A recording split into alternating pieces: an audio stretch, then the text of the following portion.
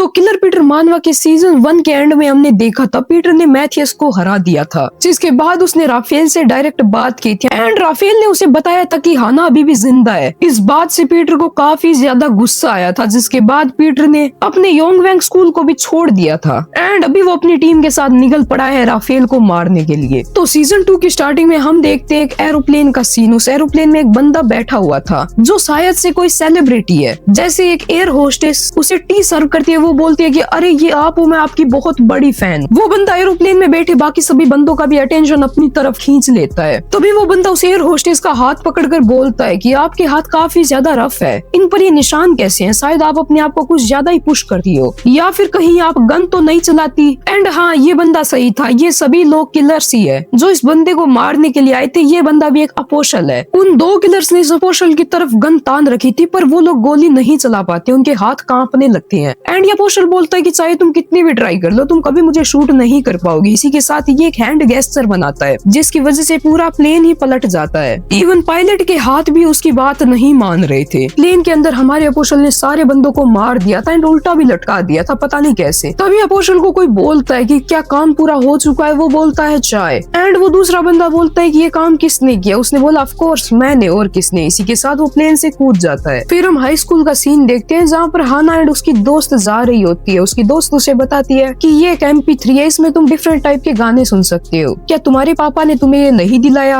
And हाना बोलती है कि अरे नहीं नहीं, मुझे इस टाइप का स्टफ पसंद ही नहीं है। पर तभी उसके सामने पीटर खड़ा था। हाना बोलती है डैड, एंड वो पीटर की तरफ भाग कर जाती है। बट टर्न्स आउट कि वो पीटर की तरफ नहीं, एक दूसरे बंदे के पास गई थी। डैड आप इतनी जल्दी क्यों आए? अरे मेरे बेटी, मैंने तुझे काफी ज्यादा मिस किया था इसीलिए। एंड पीटर इस पॉइंट पर काफी ज्यादा उदास हो जाता है। शायद से पीटर का एक सपना था, क्योंकि वो इस वक्त अपने बेडरूम में बैठा हुआ था। ब्लाइंड बैडी के बेस पर हमारे अपोस्टल्स सीमन, थेडियस एंड उसका कुत्ता एक स्टार सेरिन का शो देख रहे होते हैं। वो लोग काफी ज्यादा एंजॉय कर रहे होते हैं, पर तभी उनके पास ब्लाइंड बैडी एंड कागेओ आते हैं। कागेओ बताता है कि मास्टर ने तुम दोनों को बुलाया है। फिर पीटर उन सबको राफेल के बारे में डिटेल्स देता है, पर थेडियस बोलता है कि ये सब करने की क्या जरूरत है, हम सीधा जाते हैं राफेल को उड़ा देते हैं। पीटर बोलता है कि हम ऐसा नहीं कर सकते क्योंकि राफेल डिसअपियर हो चुका है। तभी पीटर मॉनिटर पर एक लड़के की फोटो दिखाता है एंड बताता है कि इस लड़के के लिए हम सब यहाँ पर इकट्ठा हुए हैं। कागेओ एंड थेडियस इसे पहचान जाते हैं कि ये तो अपोस्टल एंड्रयू है। ये फोटो काफी साल पुरानी है। पीटर बताता है कि इस फोटो में एंड्रयू के पीछे जो लड़कियां खड़ी है उन्होंने वो सेम यूनिफॉर्म पहनी है जो हाना ने पहन रखी थी। इसका मतलब हमें एंड्रयू से हाना के बारे में कुछ ना कुछ क्लू मिल सकता है। सीमन कागेओ से एंड्रयू के बारे में पूछता है, पर कागेओ बताता है कि हम लोगों को भी एंड्रयू के बारे में ज्यादा नहीं पता है, वो हमेशा से ही मिस्टीरियस रहा है, वो राफेल का काफी क्लोज फ्रेंड है। इसके बाद पीटर उन्हें कुछ बस एंड प्लेन के क्रैश की फोटोज दिखाता है एंड बताता है कि ये सब एंड्रयू ने किया है। सीमन काफी ज्यादा शॉक होता है कि एंड्रयू ने आखिरकार ये किया कैसे, क्या उसके पास कोई साइकिक पावर्स है, हम आखिरकार इस बंदे को ढूंढेंगे कैसे। तभी पीटर मॉनिटर पर शेरिन का शो लगाता है। शेरिन बोलती है कि आज हम सब मिलने वाले हैं इस शो के होस्ट डोन से, एंड ये डोन और कोई नहीं हमारा अपोस्टल एंड्रयू था। इस बंदे ने 385 लोगों को 1 मिनट में मारा था। इसे इनिग्मा भी बोला जाता है। ये बंदा स्टेज पर आता है एंड सबसे हेलो करता है। शेरिन बोलती है कि डोयुन, मेरे पास तुम्हारे लिए एक क्वेश्चन है, क्या तुम्हारी लाइफ में कोई ऐसा बंदा है जिसे तुम काफी ज्यादा मिस करते हो? एंड्रयू रिप्लाई देता है कि ऑफ कोर्स शेरिन, क्या वो कोई ओल्ड फ्रेंड या लवर है? पर एंड्रयू बोलता है कि नहीं, उसका एंड मेरा रिलेशनशिप इससे भी ज्यादा डीपर है, उसका नाम है हाना। मींस ये बंदा जानबूझकर पीटर को ट्रिगर करने की ट्राई कर रहा है। शेरिन उससे पूछती है कि हाना क्या वो आपकी लवर है या फिर आपकी सीक्रेट चाइल्ड है? पर एंड्रयू रिवील करता है कि हाना तो मेरे घर के पपी का नाम है, जिसके बाद वो यहाँ से चला जाता है। बाकी सारे बंदों को तो काफी ज्यादा गुस्सा आ रहा होता है, पर पीटर अभी भी शांत था। तभी वो लोग देखते हैं कि जाते टाइम एंड्रयू अपने हाथ से एक साइन बनाता है, जिससे स्टेज के ऊपर लगी लाइट्स टूट जाती है एंड वो सब कुछ शेरिन पर ही गिर जाता है। पर एंड्रयू ने शेरिन को बचा लिया था। यहाँ पर एंड्रयू लोगों की नजरों में हीरो बन जाता है। पीटर भी ये देखकर अपने सभी साथियों को वार्न करता है कि हमें ध्यान रखना होगा, एंड्रयू एक कम्प्लीटली डिफरेंट लेवल पर है। जितने भी दुश्मनों से अभी तक हम लड़े हैं उनसे, जो सब कुछ हमने टीवी पर देखा उससे तो ऐसा ही लग रहा है कि एंड्रयू ने वही लाइट्स गिराई थी। ब्लाइंड बैडी को लगता है कि एंड्रयू टेलीकिनेसिस पावर्स का यूज कर रहा है, पर थेडियस नोटिस करता है कि शेरिन ने अपने हाथ में एक ट्रिगर पकड़ रखा था, जिसको प्रेस करके उसने जानबूझकर ये सारी लाइट्स गिराई। मतलब ये इनका पहले से एक सेटअप था। ब्लाइंड बैडी बोलती है कि तो क्या उसने टेलीकिनेसिस का यूज करके उस गर्ल के हाथ में मूवमेंट करी? पर पीटर बताता है कि ऐसा नहीं है, ये टेलीकिनेसिस नहीं, ये हिप्नोसिस है।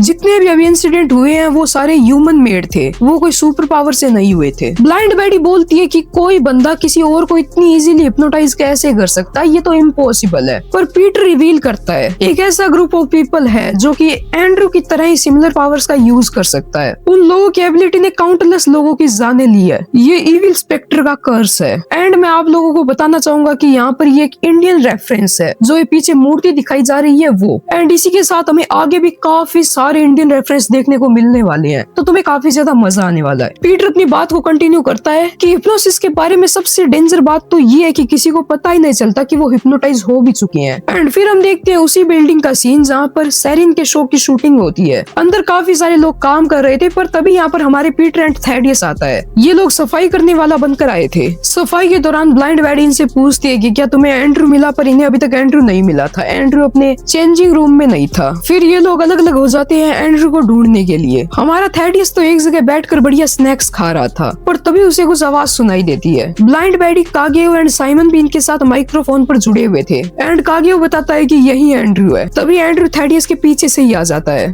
थैडियस अपना चेहरा छुपाते हुए बोलता है कि सॉरी सर, मैं अभी सफाई करने फिर से लगता हूँ। पर एंड्रू बोलता है कि कोई बात नहीं, हम सबको ही ब्रेक चाहिए। थैडियस सफाई करने लगता है, पर फ्लोर पर काफी ज्यादा ऑयल बिखरा हुआ था। एंड एंड्रू बोलता है कि मुझे नहीं पता था फ्लोर पर इतना सारा ऑयल भी बिखरा हुआ है। पर एंड्रू इस सारे नाटक को बंद करता है एंड बोलता है कि थैडियस, मैं जानता हूँ ये तू ही है। एंड थैडियस भी बोलता है कि अरे हाँ यार, यहाँ का खाना काफी ज्यादा बढ़िया था। तो सुन, मैं ज्यादा बात को घुमाऊंगा नहीं, मुझे साफ साफ बता मेरी कजन हाना कहाँ है। एंड्रू बोलता है कि अरे यार, मैं तो तेरे को बताने ही वाला था, पर क्या करे, क्लीनिंग ज्यादा जरूरी है। इसी के साथ वो सारे बंदे थैडियस को घेर लेते हैं वेपन्स के साथ। ब्लाइंड बैडी बोलती है कि ये एंड्रू पागल है क्या, इसे नहीं पता क्या कि ये सारे बंदे थैडियस के सामने नहीं टिकने वाले। पर कागेओ बोलता है कि ये बात सच है, बट रियल प्रॉब्लम ये है कि अभी के टाइम पर फ्लोर पूरा ऑयली है एंड उन किलर्स के पास एडवांस इक्विपमेंट भी है। थैडियस फ्लोर का ऑयल चेक करने लगता है, तभी वो सारे किलर्स थैडियस पर अटैक करते हैं। पर हमारा गॉड ऑफ कौलून एक किक में उन सबको उड़ा देता है, साथ ही में मल्टीपल अटैक्स और कर देता है। कागेओ तो यहाँ पर थैडियस को भागने के लिए बोलता है, पर हमारा साइमन बोलता है कि टेंशन की ज्यादा बात नहीं है, मैंने थैडियस को पहले भी लड़ते हुए देखा है। थैडियस किसी भी बंदे की सोच से भी ज्यादा फास्ट है। इसी के साथ थैडियस ने एंड्रू पर अटैक कर दिया था। इसके बाद हम एक पास्ट का सीन देखते हैं। पीटर थैडियस को बता रहा होता है कि एंड्रू के हाथों के साइन का ध्यान रखना एंड अगर तेरी उसके साथ फाइट हो तो उसके साथ फाइट को अवॉइड ही करना। हमें अभी भी कम्प्लीटली नहीं पता कि उसकी हिप्नोसिस काम कैसे करती है। प्रेजेंट में थैडियस एंड्रू से उसकी टेक्निक के बारे में पूछने लगता है एंड एंड्रू बोलता है कि कोई जादूगर अपनी मैजिक ट्रिक्स को रिवील थोड़ी करता है। बात के बीच में एंड्रू फिर से वो हैंड साइन बनाने की ट्राई करता है, पर वो साइन बनने से पहले ही थैडियस उसके हाथ को तोड़ देता है। थैडियस बोलता है कि ये तो काफी इजी है, मुझे सिर्फ स्पेक्टर से ज्यादा फास्ट होना होगा। एंड एंड्रू भी काफी ज्यादा हैरान था। थैडियस के अटैक पर वो रिएक्ट ही नहीं कर पाया, तो भी थैडियस फिर से एक और अटैक कर देता है। इस अटैक का इम्पैक्ट काफी ज्यादा होता है। एंड्रू अभी जमीन पर पड़ा था एंड थैडियस उसके पास खड़ा होता है। हमारी टीम भी काफी ज्यादा शॉक्ड थी ये देखकर। ब्लाइंड बैडी बोलती है कि क्या वो बंदा एक अपोशल नहीं था, वो इतनी जल्दी हार गया। एंड साइमन भी काफी ज्यादा खुश हो रहा होता है। वो बोलता है कि वो बंदा कुछ खास नहीं था, उसे सिर्फ हिप्नोटाइज करना आता है, एक्चुअल फाइटिंग में वो बंदा बिल्कुल ही बेकार है। पर कागेओ अभी भी श्योर नहीं था। वो बोलता है कि यहाँ पर कुछ तो सही नहीं है। इस चीज में कोई डाउट नहीं है कि हिप्नोटाइज को ट्रिगर करने के लिए उसे अपने हैंड साइन का यूज करना पड़ता है। उसके हैंड साइन बनाने से हिप्नोसिस एक्टिव होता है, लेकिन थैडियस की reaction speed super human level की है। वो बंदा ओपोनेंट की हर एक मसल मूवमेंट को रीड कर सकता है। ये बैटल एक्चुअल में थैडियस के लिए एक फ्री विन है, पर मैं अभी भी नर्वस फील क्यों कर रहा हूँ। थैडियस पीटर को रिपोर्ट करता है कि जांगडी, ये मैं बोल रहा हूँ, यहाँ पर सब कुछ सेट हो चुका है। पीटर पूछता है क्या तुमने एंड्रू से फाइट की? एंड थैडियस रिप्लाइज कि इसे तो फाइट बोलना भी गलत होगा, मैंने उसे बहुत इजीली हरा दिया। पर तभी थैडियस का दिमाग घूमने लगता है। पीटर ने ये चीज बताई भी थी कि हमें अभी भी कम्प्लीटली नहीं पता है एंड्रू अपने हिप्नोसिस को एक्टिवेट कैसे करता है। अगर एक बार हम लोग हिप्नोटाइज हो गए तो हमारे पास कोई रास्ता नहीं है उसे ब्रेक करने के लिए, इसीलिए हमें सावधानी के साथ चलना होगा। एंड एंड्रू थैडियस को बोल रहा होता है कि यार वो सच में कमाल का था, तू मेरी इमेजिनेशन से भी ज्यादा फास्ट था, बट अनफॉर्चुनेटली मैं तेरे डर से बना हूँ, इसलिए तू मुझे देख या टच नहीं कर सकता, मैं तुझे फाड़ के रख सकता हूँ। और जैसा कि मैंने कहा था, इसी के साथ हम अगेन से उसी मूर्ति को ही देखते हैं और आवाज आती है, मैं स्पेक्टर हूँ। इसका मतलब काली छाया होता है। इसके बाद हम थैडियस की मेमोरीज को देखते हैं। थैडियस एक छत पर बैठा अपने पेरेंट्स की फोटो को देख रहा होता है। वो बोलता है कि मैंने डैड का रिवेंज ले लिया है, अब मेरी मॉम भी पीसफुली रह पाएगी, पर अब मुझे अपने अंदर एम्प्टी फील हो रहा है। मैं सोच रहा हूँ अब मुझे क्या करना चाहिए। पर तभी उसका जांगडी उसे बोलता है कि तुम्हें कुछ भी करने की जरूरत नहीं है, तुम बस अपनी जिंदगी को एंजॉय करो।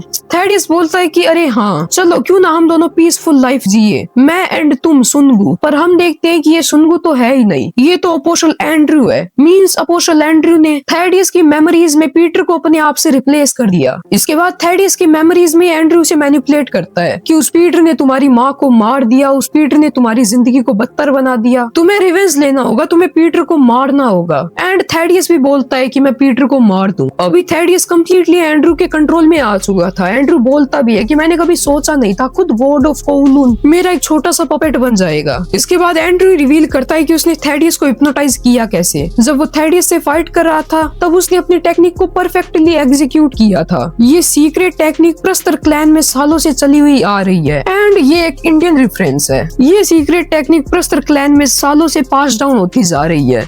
एक ऐसी ट्राइब जो पजेस करती है ऐसी पावर जिससे पूरे नेशन को कंट्रोल किया जा सकता है। मेरी इस टेक्निक का नाम है व्हाइट नाइट। पर तुझे पता है तू वो पहला बंदा था जिसने मेरी टेक्निक को ब्रेक कर दिया। जब इनकी फाइट में एंड्रू ने ये टेक्निक परफॉर्म की तब थेडियस ने इसकी टेक्निक को ब्रेक कर दिया एंड इसके हाथ को तोड़ दिया अटैक करके। एंड्रू अपनी बात को कंटिन्यू करते हुए बोलता है, मुझे यकीन नहीं हुआ तू इतना ज्यादा फास्ट था, पर तुझे कोई आइडिया नहीं था व्हाइट नाइट के पीछे कौन सी टेक्निक तेरा वेट कर रही। मुझे ये तो नहीं पता कि तू क्या कर रहा है, पर मुझे इतना पता है कि तूने पीटर के साथ टीम अप कर रखा है। ऐसा लग रहा है एक पावरफुल गरुड़ा मेरी साइड आ चुका है। अगेन से एक इंडियन रेफरेंस। इस बंदे का क्लैन एंड जो भी हमें मूर्ति दिखाई गई है वो सारे इंडियन रेफरेंस ही है। तो भी प्रिसाइजली ये इंडिया का नहीं हिंदू माइथोलॉजी का रेफरेंस है। कागियो को काफी ज्यादा टेंशन होती है तभी ब्लाइंड बैडी बोलते हैं कि काम डाउन यार, थेडियस इतनी जल्दी नहीं हारेगा। एंड हम एक पास्ट का सीन देखते हैं जहाँ पर पीटर बताता है कि अगर एंड्रू उस टेक्निक का यूज कर रहा है तो हम सब लोग काफी ज्यादा डेंजर में है। प्रस्तर के सारे लोग व्हाइट नाइट नाम की टेक्निक का यूज करते हैं। ब्लाइंड बैडी बोलती है कि क्या ऐसी कोई चीज एग्जिस्ट भी करती है, पर पीटर बताता है कि ये चीज सेंस भी बनाती है क्योंकि उस क्लैन में जो भी बच्चे व्हाइट नाइट टेक्निक का यूज नहीं कर पाते थे उन्हें जीने का भी अधिकार नहीं था। हाँ, मतलब उन बच्चों का काम 25। पीटर बताता है कि पर उस ट्राइब में एक डिजास्टर आ चुकी थी बहुत बड़ी, हॉरिफाइंग ग्रेव, भयानक कब्र ने एक राक्षस को जन्म दिया। हम देखते हैं कि उस कब्र से एक हाथ निकलता है। उस ट्राइब के एल्डर्स ने भी ये चीज सिर्फ कहानियों में ही सुनी थी। ये एक ऐसी टेक्निक थी जो व्हाइट नाइट को कम्प्लीटली सरपास करती थी, द पोलर नाइट। एंड यही टेक्निक मिली थी हमारे एंड्रू को। एंड पीटर बताता है इसीलिए एंड्रू बहुत ज्यादा डेंजरस है। एंड्रू थेडियस को बोलता है कि ये तुम्हारा पहला मिशन है। मुझे लगता है कि इस ब्रॉडकास्टिंग स्टेशन में पीटर कहीं ना कहीं घूम रहा है। पीटर काफी ज्यादा केयरफुल है तो ऐसा हो ही नहीं सकता कि मैं उसे ढूंढ पाऊं, लेकिन चिंता करने की कोई जरूरत नहीं। मुझे सबसे बढ़िया शिकारी कुत्ता मिल चुका है। तो अब थेडियस जाओ एंड पीटर को ढूंढो, जहाँ भी मिले उसे मार दो। सिक्योरिटी रूम में एक बंदा बोलता है कि ऐसा लग रहा है हमने किसी बंदे को सिक्योरिटी कैमरा में कैप्चर किया है। एंड्रू बोलता है कि जूम करो जल्दी से। नहीं, हम उसका चेहरा नहीं देख सकते, उस बंदे ने मास्क पहन रखा है। एंड्रू अपने मन में सोचता है कि क्या तू ये सब कुछ देख रहा है पीटर? मैंने हाना को बैट की तरह यूज किया जिससे मैं तुझे अपनी मुट्ठी में ले पाया। मैं बिल्कुल श्योर हूँ कि तू इसी ब्रॉडकास्टिंग स्टेशन में कहीं ना कहीं है। अगर तू मेरे सामने है तो मैं तुझे पहचान भी लूंगा, चाहे तू किसी के भी रूप में डिस्गाइज क्यों ना हो। माई चाय। ये बंदा पता नहीं क्यों पर बार बार चाय चाय बोल रहा है, शायद से इसका सरनेम है चाय। फिर वो बोलता है कि स्टेशन में 2 बंदे क्लीनिंग क्रू के रूप में घुसे थे, उनमें से एक बंदा थेडियस था तो दूसरा डेफिनेटली पीटर ही होगा। अगर वो पीटर होगा तो थेडियस उसे रिकॉग्नाइज कर लेगा। तभी पीटर भी थेडियस के पास से गुजरता है पर थेडियस उसे नहीं पहचानता, जिससे इन लोगों को पता चलता है कि वो दूसरा क्लीनिंग वाला बंदा पीटर नहीं था। एक्चुअल में वो पीटर ही था पर पीटर ने अपने आप को डिस्गाइज कर रखा था। एंड्रू को थोड़ा गुस्सा आता है, वो बोलता है कि सबसे पहले थेडियस को वापस बुलाओ। पीटर एक स्टोर रूम में घुस जाता है एंड अपना मास्क उतारता है। ब्लाइंड बैडी उसे बोलती है कि तुम जब थेडियस के पास से गुजरे तो तूने उसे इग्नोर क्यों किया? पीटर बताता है कि वो बंदा हिप्नोटाइज हो चुका है ऑलरेडी। बैडी पूछती है कि तुझे कैसे पता कि वो बंदा हिप्नोटाइज है? एंड पीटर रिवील करता है कि उसने यहाँ आने से पहले थेडियस के साथ एक प्रॉमिस किया था। हम वही सीन देखते हैं। पीटर थेडियस को बोलता है क्यों ना हम लोग एक सिग्नल बनाए जिससे हमें पता चल जाए कि कहीं हम में से कोई एक हिप्नोटाइज तो नहीं है, और जब भी हम दोनों मिले एंड वो सिग्नल ना दे इसका मतलब यही होगा कि हम में से एक बंदा हिप्नोटाइज होगा। पीटर थेडियस की काफी ज्यादा चिंता कर रहा था उस टाइम कि तू इससे डेंजर में आ सकता है, क्यों ना मैं तुझे वापस छोड़ दूं। पर थेडियस बोलता है कि यार तुझे कुछ भी नहीं पता, मैं वहां जाने से नहीं डर रहा हूँ, मुझे अपने पापा के बारे में और जानना है, और वैसे भी मुझे क्या होगा, तू मेरे साथ है ना मेरा भाई शांगडी। प्रेजेंट में पीटर भी काफी ज्यादा कंफ्यूज था कि आखिरकार थेडियस हिप्नोटाइज हुआ कैसे। तभी पीटर एक डिटेल को नोटिस करता है जो हमें अभी नहीं बताई जाती। बिल्डिंग से बाहर सैरिन की टीम रिहर्सल कर रही होती है एंड वहाँ पर हमारा एंड्रू भी बैठा था। तभी सैरिन एक बंदे पर इल्जाम लगा रही होती है कि भाई तू मेरी स्कर्ट देख रहा था ना? एंड वो बंदा बोल रहा था कि नहीं मिस, मैं आपकी स्कर्ट क्यों देखूंगा। पर तभी सैरिन बोलती है कि मैं तो मजाक कर रही थी। वो 2 मेकअप आर्टिस्ट काफी ज्यादा हैरान थे। वो बोलते हैं कि ये सैरिन अपने आप को स्टार समझने लगी है जस्ट बिकॉज डोयू ने इसको रिकमेंड कर दिया है। ये लड़की तो डांस या सिंग भी नहीं कर सकती। मुझे नहीं पता ये आइडियल आखिरकार बनी कैसे।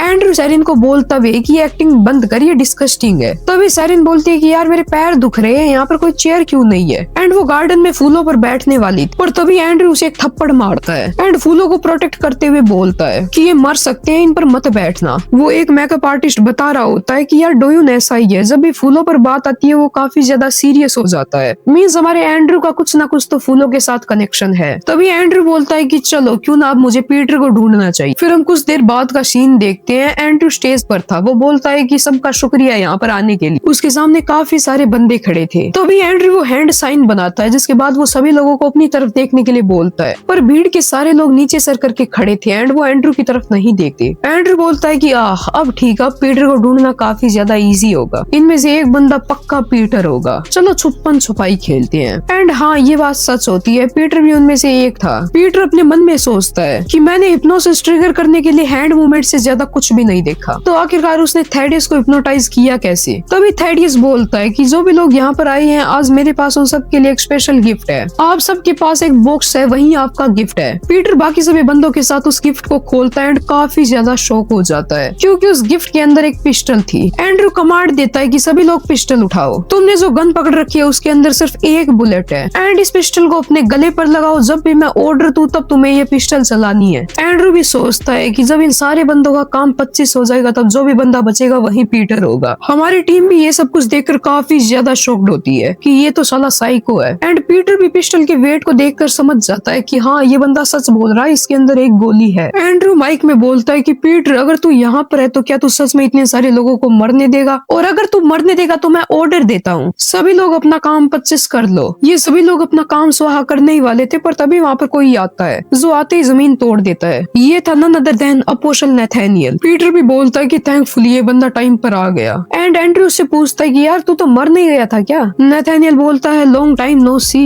एंड एंड्रयू बोलता है ओ, तो तू दुश्मन के द्वारा बच गया था। तभी सभी लोग हिप्नोसिस से बाहर आ जाते हैं एंड वो अपने पास गन देखकर डर जाते हैं, सभी बाहर की तरफ भागने लगे। पीटर एक स्टाफ मेंबर बनकर इन सबको गाइड कर रहा था बाहर निकलने के लिए। नथानिएल भी एक बच्चे को समझाता है, पर तभी उस पर थेडियस अटैक कर देता है, पर नथानिएल इस अटैक को अपने हाथ से ही ब्लॉक कर लेता है। इनकी फाइट स्टार्ट होने वाली होती है, तभी नथानिएल बोलता है कि मैं ये चीज पहले क्लियर कर देता हूँ, ये सिर्फ एक टेम्परेरी अलायंस है, मैं यहाँ काम बिगाड़ने आया हूँ इनका, पर मैंने ऐसा कोई प्रॉमिस नहीं किया है कि मैं थेडियस की जान बख्श दूंगा। फिर हम एक हफ्ते पहले का सीन देखते हैं। ब्लाइंड बैडी के बेस पर हमारा old and new apostle Nathaniel आया था। नथानिएल पीटर से बोलता है कि शुंगू, तुमसे दोबारा मिलने का मेरा ड्रीम था और मैं पहले से काफी ज्यादा स्ट्रॉन्ग भी हो चुका हूँ, तो क्यों ना एक रीमैच हो जाए। पर तभी कागियो नथानिएल का हाथ पकड़कर उसे रोक लेता है। यहाँ ये एक दूसरे को अपनी ग्रिप स्ट्रेंथ दिखा रहे थे एंड इनकी थोड़ी सी फाइट हो जाती है, पर तभी थेडियस आकर एक किक मारकर इनको रोक देता है। फिर ये लोग बैठते हैं एंड बातचीत करते हैं। पीटर बताता है कि नथानिएल का मेरे ऊपर एहसान था,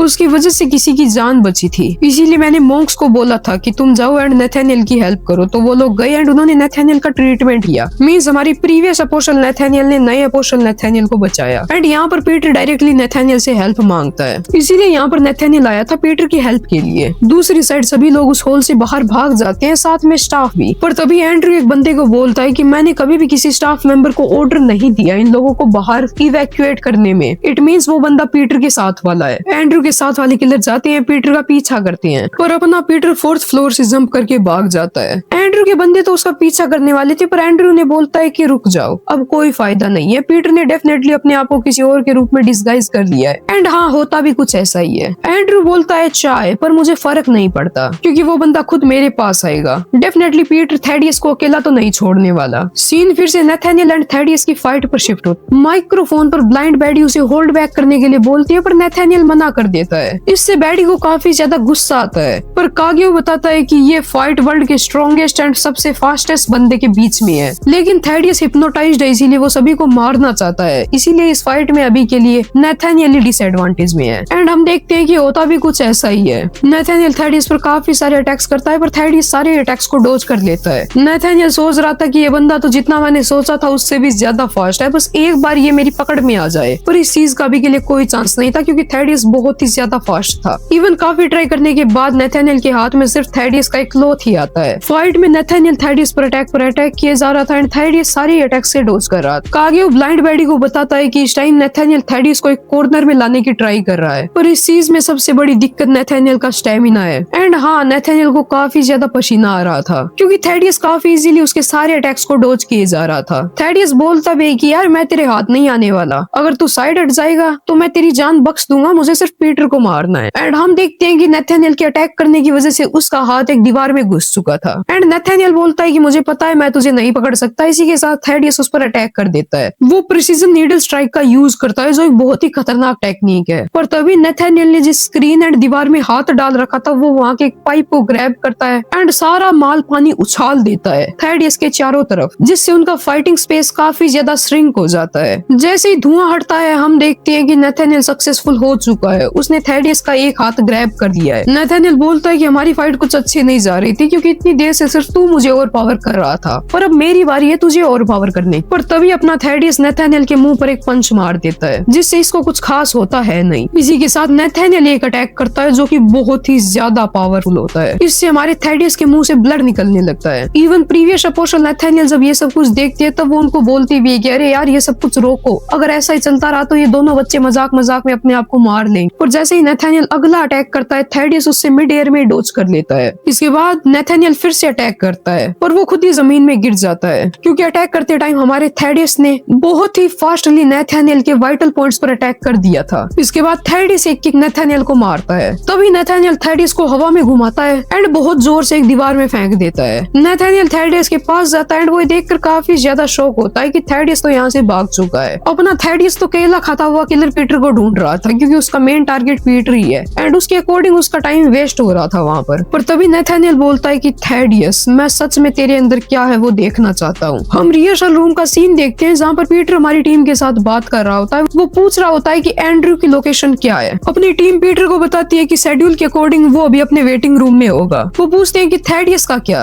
एंड पीटर बोलता है कि मैं एंड्रयू के हिप्नोसिस से जल्दी छुटकारा पा लूंगा। ब्लाइंड बैडी बोलती है कि क्या तुझे तरीका मिल चुका है एंड पीटर बोलता है कि मेरे पास एक आइडिया है पर मुझे बस कंफर्मेशन की जरूरत है। वो लोग उसे वॉर्न करते हैं कि कंफर्मेशन के चक्कर में तू खुद हिप्नोटाइज हो जाएगा पर पीटर बोलता है कि मैं ये मिशन बच्चों पर नहीं छोड़ सकता, मुझे भी फाइट करनी होगी। दूसरी साइड एंड्रयू अपने वेटिंग रूम में होता है। वो एक सोफे पर बैठता है एंड आराम करता है। इसी के साथ शायद से वो हाना के बारे में भी सोचता है। वो बोलता है कि मुझे पीटर को पकड़ना होगा, ये मेरा लास्ट चांस है। तभी उसके रूम के पास कोई बंदा आता है एंड एंड्रयू बोलता है कि क्या वो पीटर है, पर उसके रूम में एक लड़का एंड लड़की आए थे। वो बोलते हैं कि हम लोग ड्रीम रूम टीम में नए नए जुड़ रहे हैं, हम अपना बेस्ट देंगे एंड हमारा नाम ये है। वो दोनों एंड्रयू की काफी तारीफ करते हैं एंड उसका रूम देखने लगते हैं। तभी वहाँ पर फैसिलिटी टीम का एक मेंबर आता है। एंड्रयू बोलता है कि मैंने कभी किसी मेंबर के बारे में नहीं पूछा। ये बंदा पीटर ये जो बोलता है कि हमें बताया गया आपके रूम का स्पीकर टूट चुका है तो मैं इसे रिप्लेस करने के लिए आया हूँ। जिसके बाद एंड्रयू बोलता है कि ठीक है इसे रिपेयर कर दो। ये लोग थोड़ी बहुत स्पीकर की बात करते हैं जिसके बाद एंड्रयू उन दोनों बंदों को रूम से बाहर भेज देता है। एंड्रयू पीटर से बोलता है कि मैं स्पीकर्स में बहुत ज्यादा इंटरेस्टेड हूँ, क्या मैं तुमसे कुछ क्वेश्चंस पूछ सकता हूँ। पीटर बोलता है हाँ क्यों नहीं। तभी एंड्रयू वो हैंड साइन बनाता है, मींस वो अपनी हिप्नोसिस टेक्निक का यूज करता है। पीटर भी यहाँ पर काफी ज्यादा टेंशन में आ जाता है। जिसके बाद एंड्रयू बोलता है कि इस तरफ देखो, पर पीटर उस तरफ नहीं देखता। उसके दोबारा बोलने पर भी पीटर उस तरफ नहीं देखता क्योंकि उसे पता है ये एंड्रयू का एक तरीका है चेक करने का कि सामने वाला बंदा हिप्नोटाइज हुआ है कि नहीं हुआ। अगर उसके बार बार कहने पर भी सामने वाला बंदा उसकी तरफ नहीं देखता इट मींस वो हिप्नोटाइज हो चुका है। एंड्रयू बोलता है हाँ ये काम कर गया, मुझे लगता है मैं बेकार में टेंशन ले रहा था। टू बी ऑनेस्ट मैं एक बंदे को डेस्परेटली ढूंढ रहा हूँ, उसका नाम पीटर है, वो काफी ज्यादा फेमस पर्सन है। अरे नहीं मैंने तो कुछ ज्यादा ही बोल दिया। लेकिन सर क्या आपको पता है मैंने तो आपको कभी हिप्नोटाइज किया ही नहीं था। मींस यहाँ पर हमारे पीटर का सी कट गया। वो बोलता है अगर तुम इस इंडस्ट्री में होते तो डेफिनेटली तुम एक बार जरूर सोचते कि क्या पीटर सच में उतना स्ट्रॉन्ग है जितना लोग बोलते हैं। मैं सच में तुमसे बहुत टाइम से मिलना चाहता था। इसी के साथ एंड्रयू पीटर का मास्क हटाने की ट्राई करता है पर पीटर जंप मार के पीछे हो जाता है। पीटर अपने मन में सोचता है कि मैंने कंफर्म किया था इस बंदे के पास हैंड मूवमेंट्स के अलावा भी कुछ है, मुझे जल्दी से इसके ट्रिक को फाइंड करना होगा। एंड एंड्रयू बोलता है कि ये तो बड़ा ही नॉइजी है माय चाय, मैं सुन सकता हूँ कि तू कितना ज्यादा सोच रहा है। अभी तू डायरेक्ट मुझसे मेरी टेक्निक के बारे में पूछ क्यों नहीं लेता, मैं बता देता हूँ तुझे अगर तू एक शॉर्ट गन से बच पाता है। तभी एंड्रयू के पीछे से एक बंदा आता है जो पीटर पर अपनी शॉर्ट गन लगा देता है। तभी पीटर फाइट के लिए अपने पास से एक मेजरिंग टेप निकालता है। पीटर धीरे धीरे पीछे जाने की ट्राई करने लगता है पर एंड्रयू को पीटर बेवकूफ लगता है क्योंकि शॉर्ट गन में डिस्टेंस बढ़ने पर रेंज भी बढ़ती जाती है। मींस पीटर अगर पीछे जाएगा तो वो डिसएडवांटेज में होगा। पर तभी पीटर उस रूम की लाइट्स को ऑफ कर देता है एंड एंड्रयू ऑर्डर देता है कि शूट करो। वो फाइटर शूट करता है पर तभी पीटर अपनी मेजरिंग टेप की हेल्प से उस फाइटर की अंगुलियों की चीर फाड़ कर देता है। पर पीटर ने उसे काफी सैलो वाउंड्स दिए थे जिससे वो अभी भी जिंदा था। इसी के साथ पीटर यहाँ से भाग चुका था। एंड्रयू बोलता है कि पीटर अब मैं तुझे एक ऐसा ओपोनेंट दूंगा जो तेरे लेवल का होगा। पीटर भाग रहा होता है तभी वो शेरिन से टकराता है एंड शेरिन नीचे गिर जाती है। पीटर भागता भागता अपनी टीम से भी बात कर रहा होता है। पीटर बताता है कि मैंने एंड्रू पर भी अटैक करने का ट्राई किया था पर एक भी अटैक उस पर लैंड नहीं हुआ,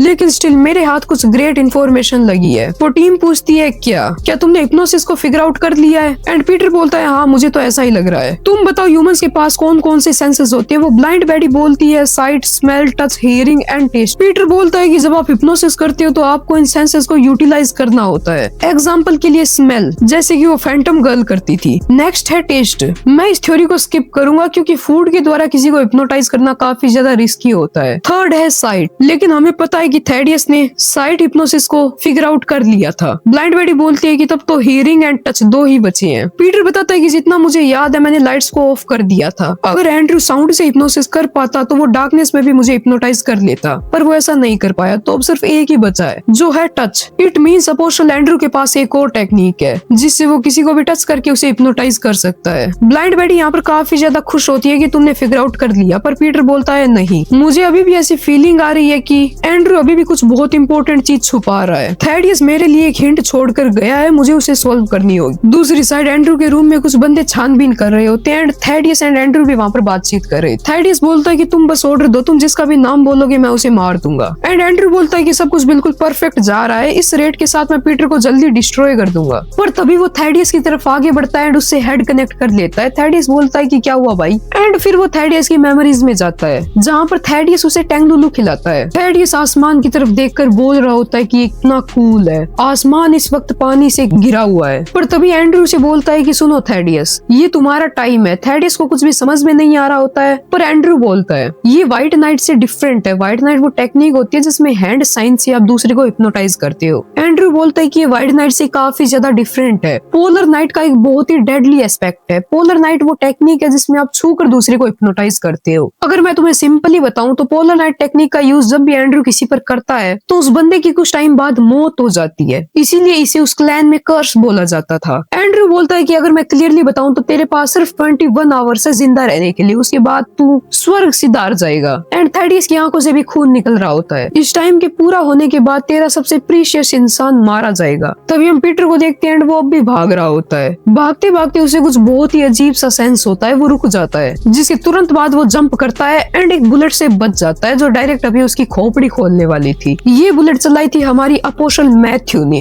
एंड रिवील होता है कि अपोस्टल मैथ्यू इस शेरिन के रूप में डिस्गाइज थी। मैथ्यू बोलती है कि ये तो चीटिंग है, कोई भी ह्यूमन सिर्फ किलिंग इंटेंट को फील करके एक शॉट से डॉच नहीं कर सकता। मैथ्यू बोलती है चलो बेब गेम स्टार्ट करते हैं। अब पीटर भी समझ जाता है कि वो अगर यहाँ पर ज्यादा देर रहा तो ये डेंजरस होगा। एंड हाँ, मैथ्यू नाइट स्कोप का यूज कर रही थी, जिसके बाद पीटर तुरंत भागकर एक कमरे में घुस जाता है एंड मैथ्यू अपना शॉट मिस कर देती है। मैथ्यू बोलती है कि एक बंद कमरा बुरा नहीं है पहली डेट के लिए। पीटर जिस कमरे में घुसा था वो एक ऑडिटोरियम हॉल था। यहाँ पर पीटर एक चेयर के पीछे छुपा हुआ था, पर मैथ्यू को यहाँ पर भी पीटर की लोकेशन ऑलमोस्ट पता चल जाती है। वो ऊपर लाइट्स वाली जगह पर बैठी थी जहाँ पर उसे हाइट का एडवांटेज मिल रहा था। एंड यहाँ पर हमें पता चलता है कि उसे पीटर की लोकेशन कैसे पता चल रही है। जब पीटर उसे टकराया था उसी टाइम मैथ्यू ने पीटर पर एक ट्रैकर लगा दिया था। वो ट्रैकर एग्जैक्ट लोकेशन शो नहीं करता है, इसीलिए उसका निशाना मिस हो गया। जिसके बाद मैथ्यू यहाँ पर ऑडिटोरियम में रखी हुई सारी कुर्सियों में से छेद निकाल देती है, पर निशाना अभी भी पीटर को नहीं लगता है। वो काफी ज्यादा शॉक्ड होती है, पर तभी तुरंत उसके पास 2 रस्सी से बंधे हुए नट से अटैक होता है एंड मैथ्यू की गन उसके हाथ से नीचे गिर जाती है। इसी मौके का फायदा उठाकर पीटर तुरंत रश कर देता है, पर उस पर अभी भी एक गोली चलती है जिससे वो बेरली डॉज करता है। पीटर बोलता है कि ये कितना अननोइंग है। बैरल M82 15 किलोग्राम की है, क्योंकि तू अपने हाथों का यूज नहीं कर पाई इसलिए तू अपने पैरों से शूट कर रही है। एंड हाँ, मैथ्यू अपने पैरों से भी कमाल के निशाने लगा रही होती है। इसी के साथ मैथ्यू पीटर पर बहुत सारे शॉट्स फायर कर देती है जिनसे पीटर भागकर डॉज करता है। पीटर भी छुप जाता है, पर वो देखता है कि उसके पास नट तो सारे खत्म हो चुके हैं। मैथ्यू बोलती है कि पीटर बेबी, क्या तुमने कभी रैबिट होल ऑपरेशन के बारे में सुना है? पीटर देखता है कि मैथ्यू ने ड्राई आइस मशीन पर शॉट कर दिया है। मैथ्यू बोलती है कि या तो तू मेरे हाथों शॉट खाएगा या फिर इस कमरे में घुट घुट कर अपना दम तोड़ देगा, चॉइस तेरे हाथ में है। एंड हाँ, पूरे कमरे में वो गैस फैलने लगती है। पीटर को भी कुछ भी समझ में नहीं आ रहा था, पर तभी उसकी नजर एक प्लास्टिक बोतल पर जाती है। तभी मैथ्यू के पास वही बोतल उछल कर आती है एंड मैथ्यू इसे शूट कर देती है, पर टर्न्स आउट कि ये एक ड्राई आइस बॉम्ब था।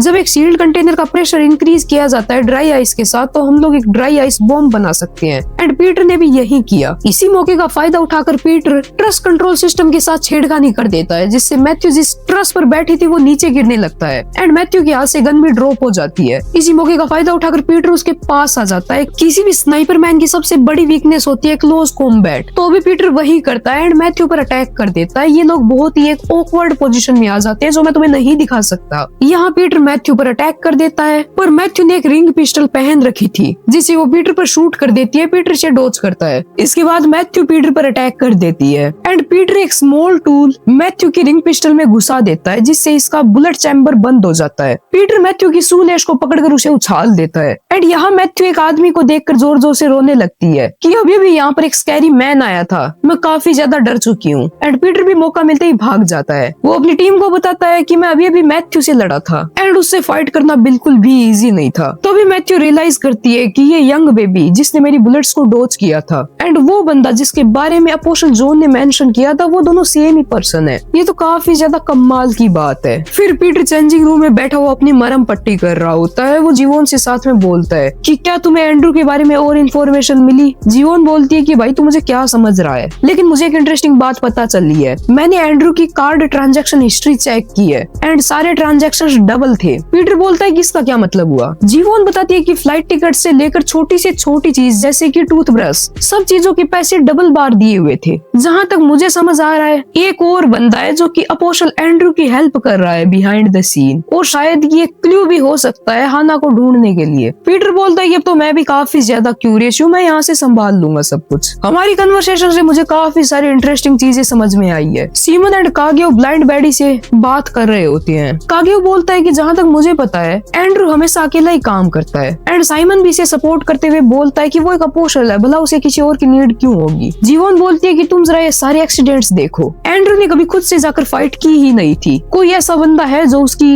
पीछे से हेल्प कर रहा है। वो बंदा मैथ्यूस की तरह फाइट नहीं कर सकता है। उसके पास कोई ऐसा बंदा है जिस पर वो कम्प्लीटली ट्रस्ट कर सकता है। कागेओ बोलता है कि शायद वो कोई दूसरा अपोस्टल हो सकता है। साइमन बोलता है कि अगर ऐसी बात है तो उसे हम जल्दी ढूंढ लेंगे। वो लोग पीटर को बोलते हैं कि ब्रदर शायद ऐसा हो सकता है कि कोई दूसरा बंदा है मैथ्यू के अलावा जो कि अपोस्टल एंड्रू की हेल्प कर रहा है। मैं एंड कागेओ आपके पास जल्दी पहुंचते हैं, पर पीटर मना कर देता है। पीटर बताता है कि मैं तुम लोगों की छानबीन की काफी ज्यादा रिस्पेक्ट करता हूँ, पर अभी मेरा यहाँ पर अकेला लड़ना ही सही है। तो ये माइक पर अनाउंसमेंट होती है एंड ये था थैडियस। थैडियस बोलता है कि पीटर ब्रदर, मैं थैडियस बोल रहा हूँ, अगर आप सुन रहे हो तो जल्दी मेरे पास आ जाओ, मैं 7 घंटे में मरने वाला हूँ। इस बात से पीटर काफी ट्रिगर होता है। थैडियस अपनी बात को कंटिन्यू करते हुए बोलता है कि प्लीज न्यूज रूम में आ जाओ जल्दी से। हमारी टीम पीटर से बोलती है तो तुम्हारा क्या प्लान है, क्या तुम वहाँ पर जाने वाले हो? तुम्हें पता है कि ये ट्रैप है। पर पीटर किसी की कहाँ सुनने वाला है। पीटर सीधा न्यूज रूम की तरफ भाग रहा होता है। रास्ते में वो अपनी टीम को बताता है कि मेरे पास एक रास्ता है। वो न्यूज रूम के अंदर एंटर करता है। वहाँ पर काफी ज्यादा अंधेरा होता है, पर तभी उसके पास की एक स्क्रीन चमकने लगती है। पीटर तुरंत कवर लेता है। इस मॉनिटर पर एंड्रू का वही हैंड साइन चल रहा था। मींस पीटर अगर इसकी तरफ देखता है तो पीटर हिप्नोटाइज हो जाएगा। वहाँ पर एंड्रू भी था जो बोलता है कि पीटर तुम मुझे अपना असली रूप कब दिखाओगे? पीटर बोलता है कि यार हम इतने भी क्लोज नहीं है। एंड्रू सेज भाई तुझे जल्दी करनी चाहिए, थैडियस न्यूज रूम में तेरा वेट कर रहा है। मुझे नहीं लगता तू उस तक पहुंच भी पाएगा क्योंकि एक बहुत बड़ा ऑब्स्टिकल तेरे सामने है। हम देखते हैं बहुत सारे बंदे पीटर को मारने के लिए खड़े थे। उनके हाथ में कुछ ना कुछ छोटा मोटा हथियार था। शायद से ये लोग एंड्रू के हिप्नोसिस में है या फिर शायद उसके अंडर में भी हो सकते हैं, पता नहीं। और पीटर यहाँ पर सोच रहा होता है कि उन्हें इस सबको हराना होगा, पर साथ ही में वो उनकी तरफ देख नहीं सकता क्योंकि वो डायरेक्ट मॉनिटर की साइड में खड़े हैं। अगर पीटर उनकी तरफ देखेगा तो वो हिप्नोटाइज हो जाएगा। भीड़ में से एक बंदा बोलता है कि ये क्या बात हुई पीटर, हिप्नोसिस से बचने के लिए तुम घूम गए, चलो इधर चेहरा करो। एंड इसी के साथ ये सारे बंदे पीटर पर टूट पड़ते हैं, पर पीटर पहले इनके अटैक से डॉज करता है एंड फिर इन पर काफी सारे काउंटर अटैक कर देता है। जिसके बाद पीटर एक टोपी को पकड़ता है एंड उसे पहन लेता है। एंड्रू ये देखकर हंसने लगता है कि यार ये तो बकवास है, तू इस टोपी की हेल्प से कब तक बच पाएगा। पीटर भी सोच रहा होता है कि एंड्रू का हिप्नोसिस मॉनिटर पर प्ले हो रहा है एंड वो कुछ भी देख नहीं सकता। इसी के साथ एंड्रू के बंदे फिर से पीटर पर अटैक कर देते हैं एंड इस बार पीटर 2 सीजर्स निकाल लेता है फाइट के लिए। एंड इसी के साथ वो इन सारे बंदों पर बहुत सारे कट मार देता है। वो सभी को काफी इजीली हराने लगता है। एंड्रू ये देखकर काफी ज्यादा शॉक होता है। उसे समझ में नहीं आ रहा था कि पीटर इन सब के अटैक से डॉज कर इन पर काउंटर अटैक कर कैसे रहा है, पर तभी वो समझ जाता है कि पीटर इस वक्त इन फाइटर्स की शैडोज को फॉलो कर रहा है। इस बात से भी एंड्रू काफी ज्यादा इम्प्रेस होता है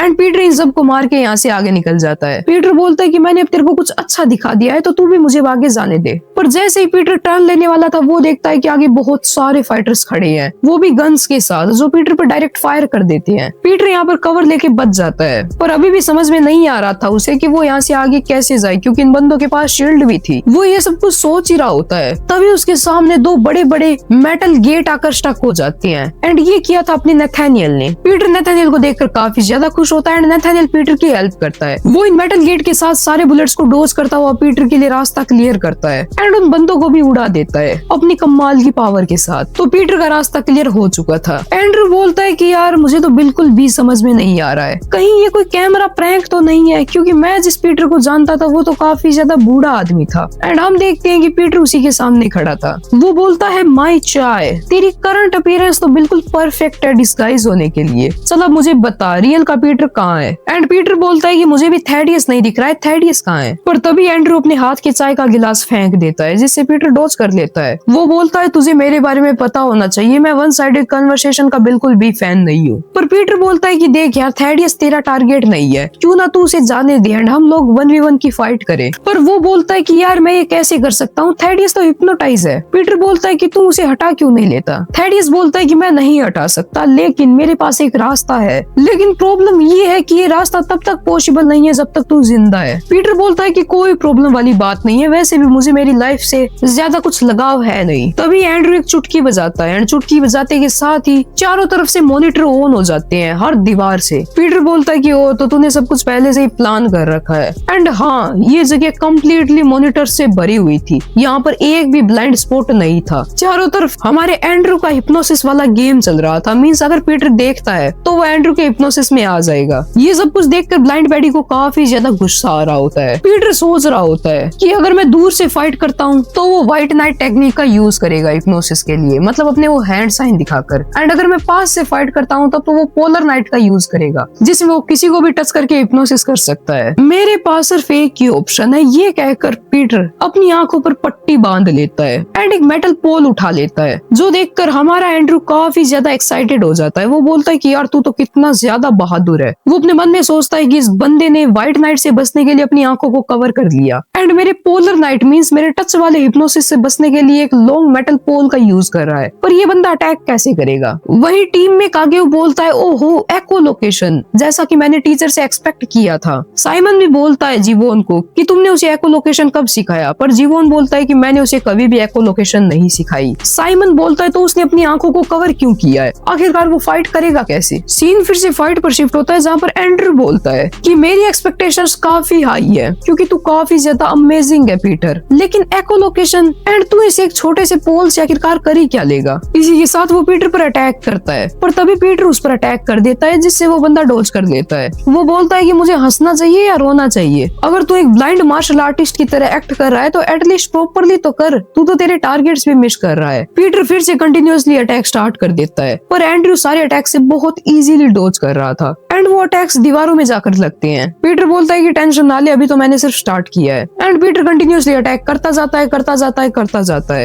एंड एंड्रू सारे अटैक से डॉज कर रहा था। ये अटैक्स एंड्रू पर लैंड नहीं होते, पर वहाँ पर पड़े सामान पर लैंड होते रहते हैं। अब पीटर को पसीना आने लगता है एंड एंड्रू तो हंसकर ये सब कुछ सिर्फ देख रहा था। पर तभी जस्ट एंड्रू रियलाइज करता है कि वो तो पीटर का टारगेट कभी था ही नहीं। पीटर का टारगेट तो सारे प्रीशियस मॉनिटर्स को डिस्ट्रॉय करना था, जो कि पीटर ने कर भी दिया। पीटर ने सारे मॉनिटर्स खराब कर दिए, जिससे वो इजीली फाइट कर सकता है अपनी आंखों के साथ। इसी के साथ वो अपनी पट्टी भी हटा देता है। एंड्रू सोचता है कि ये साला, इसे सब कुछ पहले से ही पता था कि क्या करना है एंड ये बंदा उस टाइम इसीलिए ये आसपास देख रहा था ताकि मॉनिटर्स की लोकेशन को कंफर्म कर सके। एंड्रू को काफी ज्यादा गुस्सा आता है एंड वो पीटर पर कूद पड़ता है, पर पीटर उस पर काफी सारी रोड बजा देता है। एंड्रू की होने लगती है पिट्टी पिट्टी। ये सब कुछ देखकर हमारी टीम भी काफी ज्यादा खुश हो रही थी। वो बोलती है कि एंड्रू इस वक्त पैनिक कर रहा है। पीटर ने white night and polar night दोनों को ही प्रेडिक्ट कर लिया, बट स्टिल अभी भी पीटर हेजिटेट क्यों कर रहा है, वो डायरेक्ट अटैक क्यों नहीं कर देता। एंड कागेओ बोलता है कि शायद कुछ ऐसा है जो कि अभी भी मिस हो रहा है। साइमन बोलता है कि यार हमें नहीं पता एंड्रू क्या प्लान कर रहा है, एंड्रू के कुछ करने से पहले ही पीटर को उसके टुकड़े टुकड़े कर देने चाहिए। पीटर बोलता है एंड्रू, जैसा कि मैं देख सकता हूँ जिस बंदे से मैं बातचीत करना चाहता हूँ वो यहाँ है ही नहीं, तो मैं पहले तुझे खत्म करूंगा जल्दी से।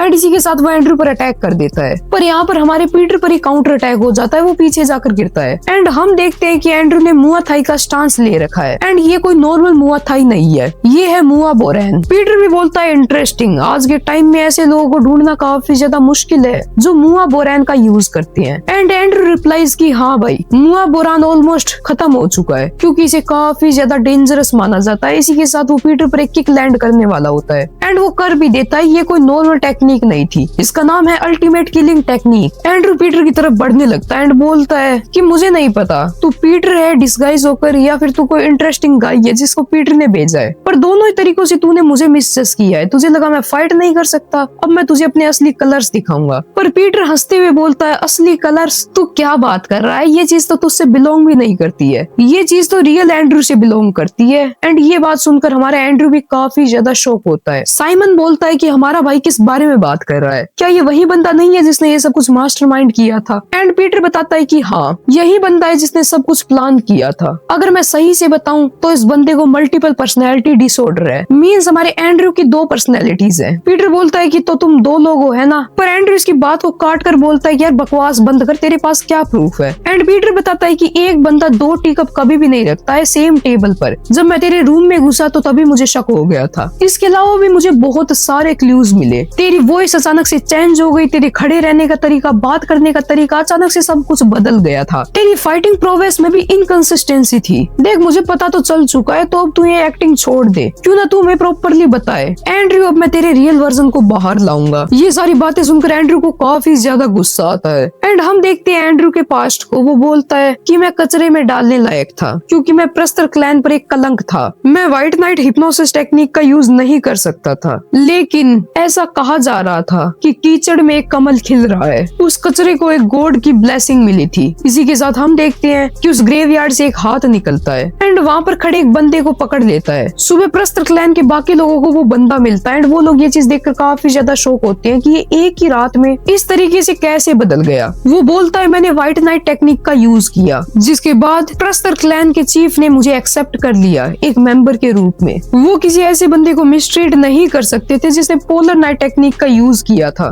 जिसे वो लोग एक पवित्र प्राणी कंसिडर करते थे। पर हम देखते हैं कि इस क्लैन के चीफ के बाकी साथी उसे मना करते हैं कि ये चीज काफी ज्यादा डेंजरस है, ये चीज तबाही ला सकती है, पूरी ट्राइब डरी हुई है, आप ऐसे बीइंग को पवित्र प्राणी कैसे कंसिडर कर सकते हो? हाँ तुम लोग सही बोल रहे हो, एक पोलर नाइट टेक्निक, हम लोगों ने ऐसी चीज पहले कभी नहीं देखी, ये तो एक कर्स है जो कि तबाही ला सकती है। स्टार्टिंग से ही पोलर नाइट कभी भी एग्जिस्ट नहीं करती थी। मैं अगर तुम्हें सिंपली एक्सप्लेन करूं तो हमारा एंड्रू बचपन में व्हाइट नाइट टेक्निक का यूज नहीं कर पाता था, जो कि हिप्नोसिस की टेक्निक है। इस क्लैन में सभी लोग उस टेक्निक का यूज करते थे। जो भी बंदे इस टेक्निक का यूज नहीं कर पाते थे उन्हें कचरे में डाल दिया जाता था, काम 25 होने के लिए छोड़ दिया जाता था। सेम हमारे एंड्रू के साथ भी हुआ, पर जब इसके साथ ऐसा हुआ तो कुछ टाइम बाद ही इसने एक सुपीरियर टेक्निक का यूज किया जिसका नाम था पोलर नाइट। इसमें आप किसी को टच करके उसे हिप्नोटाइज कर सकते हो, पर वो बंदा कुछ ही टाइम में मर जाएगा। ये टेक्निक इस ट्राइब के एल्डर्स ने सिर्फ अपनी कहानियों में ही सुनी थी, जो हमारे एंड्रू ने यूज कर डाली। भले ही चीफ ने इसे एक्सेप्ट तो कर लिया था, पर पोलर नाइट टेक्निक बहुत ही ज्यादा डेंजरस थी, इसीलिए ये लोग इसे क्लैन का मेंबर हटाने वाले थे। एंड ये सारी चीजें हमारा एंड्रू बाहर गेट पर बैठा सुन रहा था। वो सोचता है कि मुझे फिर से एक बार अगेन डेथ को फेस करना होगा, एंड फिर वो भाग जाता है। वो कंटिन्यूअसली 4 दिन और 4 रातों तक भागता रहता है, पर भागते भागते उसकी टक्कर एक ट्राइब के बंदे से हो जाती है। वो बंदा हमारे एंड्रू पर अटैक करने ही वाला था कि यार यही फेट है, मेरे पास कोई चॉइस नहीं है। एंड्रू रोते हुए बोलता है कि रुक जाओ, मैं व्हाइट नाइट का यूज नहीं कर सकता। पर तभी उसके अंदर से एक आवाज आती है, वो बोलती है ये सब कुछ बेकार है। एंड्रू पूछता है कि कौन है कौन है? वो बंदा बोलता है कि ये मैं हूँ, सोमचाय। कौन सोमचाय? देख जरा इसके बारे में सोच, अगर तू यहाँ से भी भाग जाएगा तो क्या होगा? तुझे लगता है वो तुझे कभी अकेला छोड़ेंगे? वो हमेशा तेरा पीछा करेंगे। तो मुझे क्या करना चाहिए? इससे तेरा क्या मतलब है? ये तो बहुत सिंपल है, तू बस ये मेक श्योर कर कि वो तेरा कभी दोबारा पीछा ही ना कर पाए। हमें बस अपनी स्ट्रेंथ को कंबाइन करना होगा। मैं व्हाइट नाइट का यूज करूंगा एंड तू पोलर नाइट टेक्निक के साथ उन सबका काम 25 कर दे। यहीं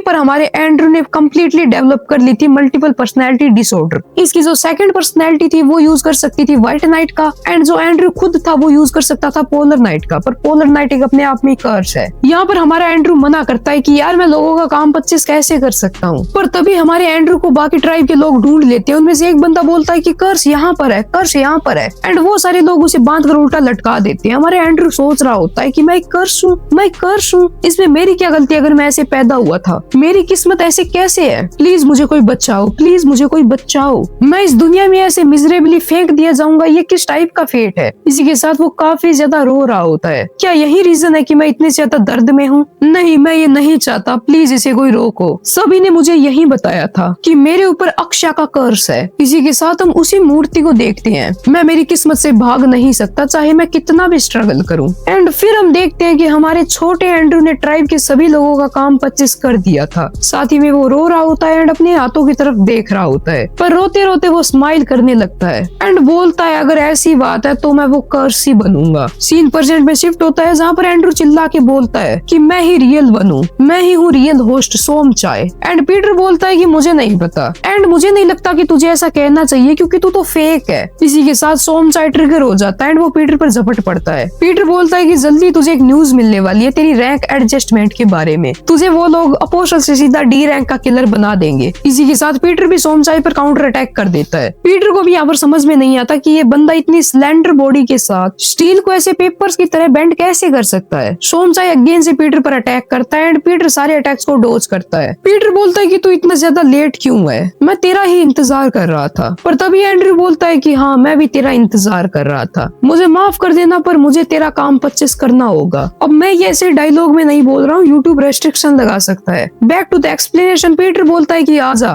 मेरा काम 25 करने की तू ट्राई कर। इसी के साथ पीटर उसकी तरफ दौड़ने लगता है। यह इनका काफी तगड़ा क्लैश होता है, ये एक दूसरे पर बहुत सारे अटैक्स करते हैं, डॉज करते हैं, काउंटर अटैक करते हैं। पीटर सोचता है कि इस बंदे के पास हिप्नोसिस में काफी कमाल का वेपन है, तो इसका कॉम्बैट में अनस्किल्ड होना काफी कॉमन होगा, लेकिन ये बंदा तो एक मॉन्स्टर है जो कि बहुत ही ज्यादा स्ट्रॉन्ग है। लेकिन स्टिल इस बंदे के अटैक्स दूसरे बंदों से काफी ज्यादा डिफरेंट है। इसके मन में कहीं ना कहीं अभी भी डर छुपा हुआ है। टीम में हमारी ब्लाइंड बैडी बोल रही होती है कि मुझे पता है वो बंदा स्ट्रॉन्ग है, पर क्या पीटर उसे डिफीट नहीं कर सकता? एंड साइमन रिप्लाई देता है कि एंड्रू का मुआ बोरोन काफी ज्यादा स्ट्रॉन्ग है, पर ये इनफ नहीं है पीटर को हराने के लिए। तो आखिरकार पीटर हेजिटेट कर क्यों रहा है? एंड तभी ब्लाइंड बैडी नोटिस कर लेती है कि इसका रीजन पोलर नाइट है। अगर एंड्रू ने पीटर को टच किया तो पीटर का काम खत्म। एंड कागियो बोलता है कि ये तो सिमिलर है जब मैं भी टीचर से फाइट कर रहा था, वो एक काफी डेंजरस स्किल थी जो आपको एक झटके में खत्म कर सकती थी। यहाँ पर भी अगर टीचर फोकस्ड नहीं रहे तो वो मुआए बोरैन से हिट हो सकते हैं। पीटर भी सारे अटैक से डॉज करके काउंटर अटैक कर रहा होता है। तभी साइमन हमारी ब्लाइंड बैडी को बोलता है कि क्या तुम वीडियो का रेजोल्यूशन बढ़ा सकती हो? ब्लाइंड बैडी पूछती है क्यों, मैंने ऐसे ही बेकार में वहाँ पर कैमरे नहीं लगाए। एंड साइमन बताता है कि शायद उस बंदे के हाथ में कुछ ना कुछ चीज है। कागियो पूछता है कि क्या उसके पास क्लोज है मेरी तरह? साइमन बताता है नहीं, मुझे नहीं पता पीटर तुम क्या सोच रहे हो। लेकिन तभी एंड्रू पीटर पर एक बहुत ही डेडली टेक्निक से अटैक कर देता है। ये मुआए बोरैन की किलिंग टेक्निक है जिसके अंदर आप ओपोनेंट की नेक को टारगेट करते हो एंड उसके स्कल को क्रश कर देते हो। इस टेक्निक का नाम है